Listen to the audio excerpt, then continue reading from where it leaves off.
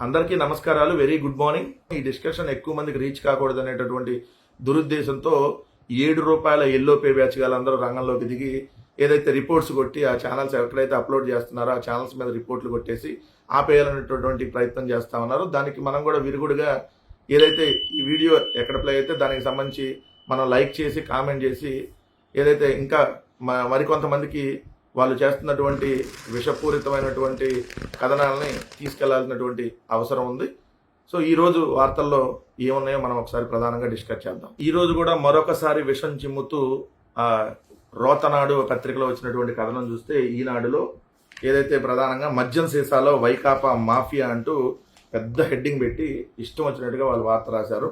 అదేవిధంగా ఆ రోతజ్యోతి పత్రికలో చూస్తే లిక్కర్ స్కామ్లో అసలు విలన్ ఎవరంటూ పెద్ద హెడ్డింగ్ పెట్టి ఏదైతే ధనంజయ రెడ్డి గారి ఫోటో అండ్ కృష్ణమోహన్ రెడ్డి గారి ఫోటో వేసి మళ్ళీ అక్కడ కూడా ఒక విషం చిమ్మేటటువంటి వార్త.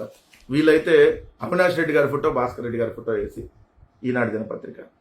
అసలు వీళ్ళకి సిగ్గు, శరం, మానం, మర్యాద, మనుషులు అనేటటువంటిది పూర్తిగా ఈ రెండు పత్రికలు మర్చిపోయి ప్రతిరోజు ఏదో ఒక విధంగా తప్పుడు కథనాలు ప్రచురించాలి. ఇప్పుడు పని చేయండి, వైఎస్ఆర్ కాంగ్రెస్ పార్టీలో మీరు ఎవరెవరైతే టార్గెట్ చేశారో వాళ్ళ లిస్టు ఒకేసారి అనౌన్స్ చేయండి. చేసి కేసు పెట్టేసేయండి. ఏ1 నుంచి ఏ1,00,000, ఏ2 లక్షల, ఏ3 లక్షల, లేదంటే ఏ2,10,000 మంది, లేదంటే ఏ1, ఏ2, ఏ3, ఏ4, ఏ5 అట్లానే ఏ5 లక్షల, ఏ10 లక్షల అనేది పెట్టేసేయండి. పని అయిపోతుంది కదా. సిగ్గన్నా ఉండాలి ప్రతిరోజు. అసలు చూడండి, మద్యం సీసాలో వైకాపా మాఫియా అంట. ఈ మద్యానికి సంబంధించి ఈ మద్యం ఈ పత్రిక రాసింది కదా, ఈ చచ్చిపోయిన రామోజీ పత్రిక, అదే చచ్చిపోయిన రామోజీరావు బతుకున్న కిరణ్ నడుపుతున్నటువంటి పత్రికలో ఏమని రాశారు? హంపి అవినాష్ రెడ్డి ఆయన తండ్రి కూడా పాత్రదారులే.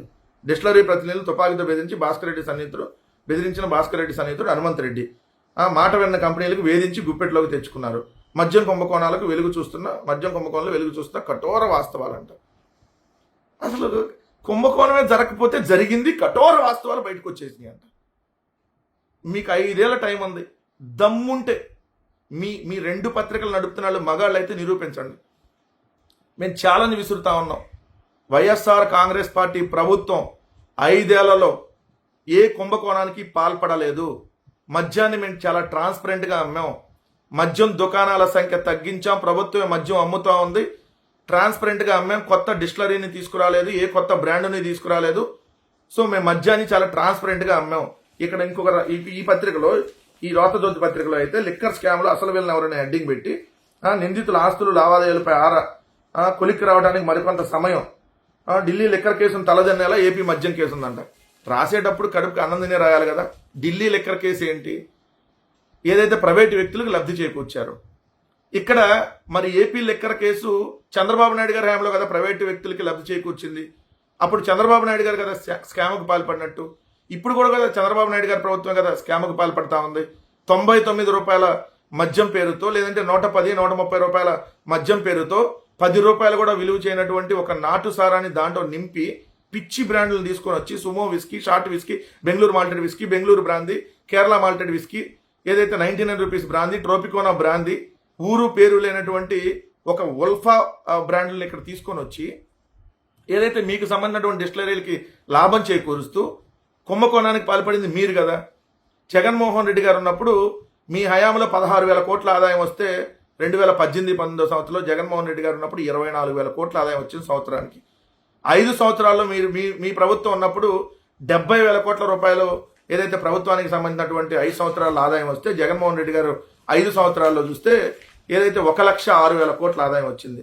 అంటే ఆదాయం ఎంత పెరిగింది? అమాంతంగా ఆదాయం 36,000 కోట్లు పెరిగింది. పెరిగితే ఎక్కడ స్కామ్ జరిగింది? అసలు ఈ బోక్కు పత్రికలో రాస్తారు. ఎంత దారుణం అంటే జగన్ ప్రతిపాదనలతోనే అని హెడ్డింగ్ పెట్టి చూడండి, మద్యానికి సంబంధించి మద్యం ప్రైవేటు షాపుల ద్వారా అమ్మితేనే ప్రభుత్వానికి ఆదాయం ఉంటుంది. ఎవడన్నా కడుపు అన్నం తినేవాడేటండి మాట మాట్లాడతాడండి. మద్యం అంట ప్రైవేట్ షాపుల ద్వారా అమ్మితేనే ఆదాయం ఉంటుందంట.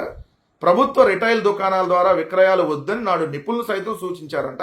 కానీ నాటి సీఎం జగన్ వినలేదంట. ప్రైవేట్ అమ్మకాలు జరిగిన 2014-19 అక్రమాలు జరిగాయని ఆరోపణ చేస్తూ ప్రభుత్వం ఆ వ్యాపారం చేయాలని జగన్ ప్రతిపాదించినట్టుగా తాజా విచారణలో తేలింది. లిక్కర్ పాలసీని ఎందుకు మార్చారు, దీని వెనక అసలు ఏం జరిగిందని దర్యాప్తు సంస్థ ప్రభుత్వ నివేదికలు పరిశీలిస్తుండగా ఈ విషయం వెలుగులోకి వచ్చింది. ప్రభుత్వం అమ్మితే కుంభకోణం జరిగిద్దంట. ప్రైవేటు వ్యక్తులు చేస్తే అంటే లాభం వస్తుందంట. ఎవరికి లాభం వస్తుంది? చంద్రబాబు నాయుడు వాళ్ళ బినామీలకు లాభం వస్తుంది. ఆంధ్రప్రదేశ్ రాష్ట్ర ప్రభుత్వానికి వచ్చిందా? 2014-19 మధ్య జగన్మోహన్ రెడ్డి గారు ఉన్నప్పుడు ప్రభుత్వానికి ఆదాయం వచ్చింది. ఇప్పటికైనా మీ తప్పుడు రాతలను ఆపండి. మీరు తప్పుడు కేసులు పెట్టి జగన్మోహన్ రెడ్డి గారిని టార్గెట్ చేసి ఈ 11 నెలల కాలంలో మీరు చేసినటువంటి దుర్మార్గాలు ఎక్కడా బయటికి రాకూడదు కాబట్టి, అంతకుముందు హయాంలో మీరు పడినటువంటి లిక్కర్ కుంభకోణం ఎక్కడా బయటికి రాకూడదు కాబట్టి రివర్స్లో జగన్మోహన్ రెడ్డి గారి మీద మీరు కేసు పెట్టి అరెస్ట్ చేయాలనేటటువంటి ఆలోచనతో ప్రతిరోజు ఇలా విషపూరితంగా కథనాలు, వాడు చెప్పాడు, వీడు చెప్పాడు, ఎవడో చెప్పాడు, మీ ఇష్టం వచ్చినట్టుగా పిచ్చి రాతలు రాస్తూ ముంబై తారలతో బంధం ఏంటో, నాడు మౌనికా బేడి వివాదంలో కృష్ణమోహన్ రెడ్డి, జత్వాని కేసులో పిఎస్ఆర్, ఇప్పుడు ఇద్దరు బెదవాడ జైల్లో రిమాండ్ ఖైదీలు. తొందర ఎందుకు పడతారు? 5 ఏళ్ళు, ఇంకా 4 ఏళ్లే కదా. 4 ఏళ్ల తర్వాత మీరు పెట్టినటువంటి కేసులకి ఏ విధంగా మీరు ఏదైతే కాళ్ళు పట్టుకొని క్షమించమన్నా కూడా వదిలేటటువంటి అవకాశం ఉండకుండా ఆల్రెడీ మీరు చేసుకుంటారు. ఈ విధంగా ఇష్టానురీతిగా వార్తలు. కృష్ణమోహన్ రెడ్డి గారి మీద మళ్ళీ తప్పుడు వార్త, నకిలీ పేరుతో మౌనికా బేడికి పాస్పోర్ట్. ఆయన ఇచ్చాడు ఆ పాస్పోర్టు. ఈయన పాస్పోర్ట్ ఆఫీసరా? ఇది పాస్పోర్ట్ ఆఫీసరా? తహసీల్దార్గా పనిచేసినప్పుడు జరిగిందంట. తహసీల్దార్గా మీరే రాస్తారు. మళ్ళీ అక్కడేంటి, ఆర్ఐ మహమ్మద్ యూనిస్ ఇచ్చిన నివేదిక ఆధారంగా నివాస ధృవపత్రం జారీ చేశారు. మరి ఆర్ఐ తప్ప అయింది కానీ ఈయన తప్ప ఎట్లా అయింది? ఈయన వెళ్ళి చెక్ చేసి వస్తాడు, ఆ ఇంట్లో ఎవరున్నారు, ఆ ఇంట్లో ఎన్ని ఫ్రిడ్జ్లు ఉన్నాయి, లేకపోతే ఏమున్నాయని. కనీసం కొద్దిగా కడుపుకి అన్నం తిని వార్తలు రాయండి దయచేసి. అన్నం తిని రాయండి. పశువుల గ్రాసం, పశువుల దానా తిని రాస్తే ఇలానే ఉంటాయి.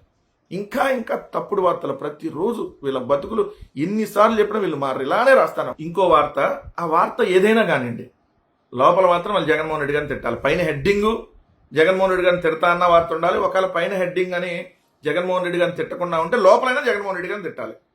ఇది ఇంత దారుణమా? పత్రికల ముసుగులో నగ్నంగా తెలుగుదేశం కోసం నగ్నంగా నిలబడుతూ ఇలాంటి వార్తలు రాస్తే దాని ద్వారా వచ్చేటటువంటి డబ్బులతో మీరు తిన్న కూడు కూడా వంట పట్టదు రాధాకృష్ణ గారు. ఎంత దారుణం అంటే ఇక్కడ హెడ్డింగ్ ఏమో విద్యార్థులతో ఇంజనీరింగ్ కాలేజీలో బంతాట అని పెట్టారండి. విద్యార్థులతో ఇంజనీరింగ్ కాలేజీలో బంతాట. ఫీజుల నుంచి పరీక్షల వరకు యాజమాన్యాలు ఇష్టారాజ్యం. రీఎంబర్స్మెంట్ ఆలస్యంతో ఒత్తిడి.